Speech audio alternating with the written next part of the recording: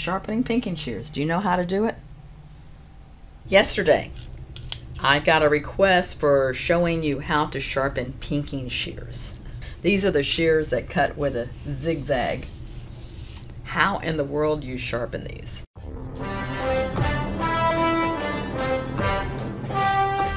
So I'm Bonnie McGowan. My channel, Bonica Shears, I talk about mostly sharpening beauty shears and dog grooming shears, clipper blades, and other oddball things that come in.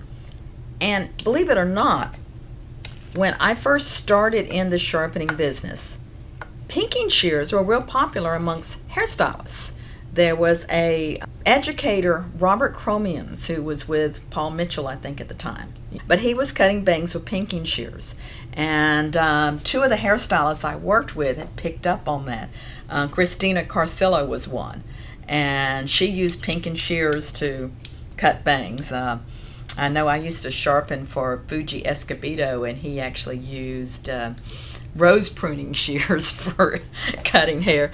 They're all the time trying to figure out new things to do. So even if you only do hairstylist shears, it's possible you may have to do some of these.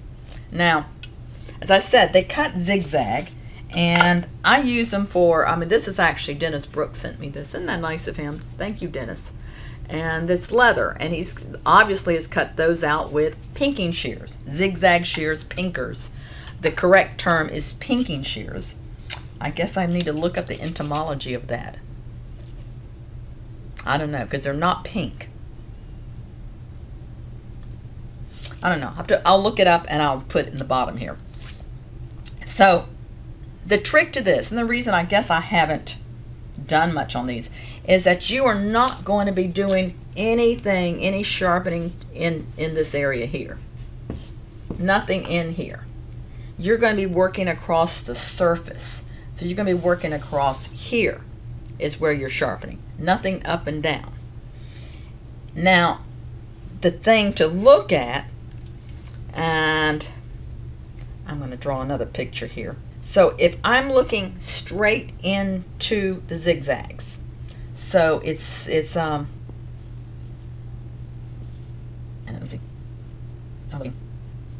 might be hard to understand that sometimes I actually paint and draw. That's sort of my hobby.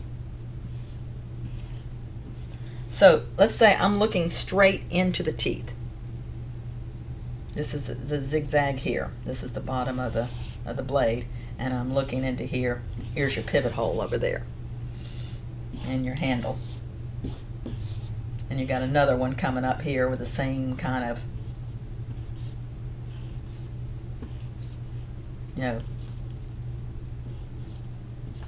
like this. What you're going to look at in your better pinking shears, you're going to see like a line that will change colors,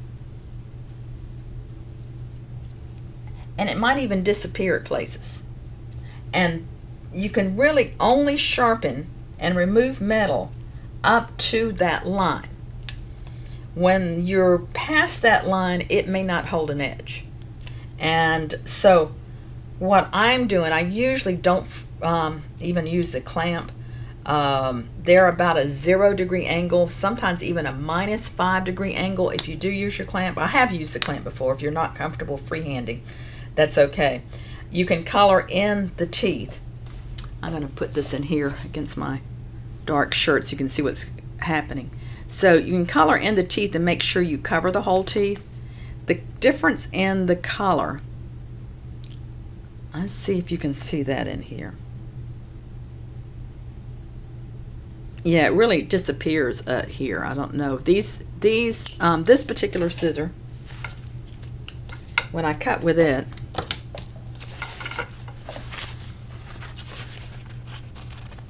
you see how the tip is very raggedy. And partly that's because it's really gone beyond where it can be sharpened here.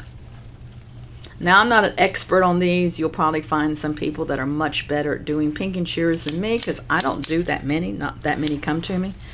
But it's good to know how. This one cuts a lot better. See, it has a pretty nice cut.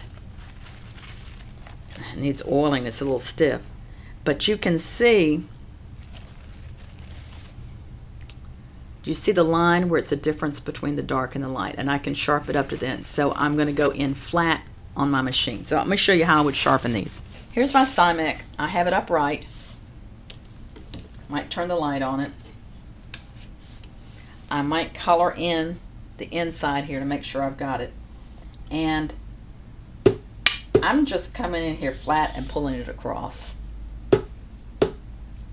It's hard to see a burr between the teeth, so, and I'm going to cut that burr off with a piece of paper.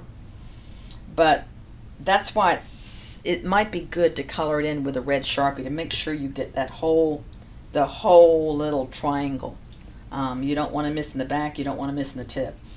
And so I'm just coming in here and going across like this.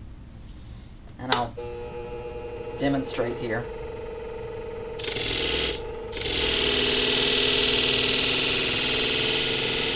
And I would look and see if I've covered it. No, I didn't get it. So I'm going to do a little bit. And like I said, sometimes it's actually almost a negative degree. I mean, and that was too much. It looks rounded over. But just experiment with it. If you've done it correctly, it should cut paper, should cut leather. I keep this giant piece of felt in here. I bought it for some reason. I don't remember.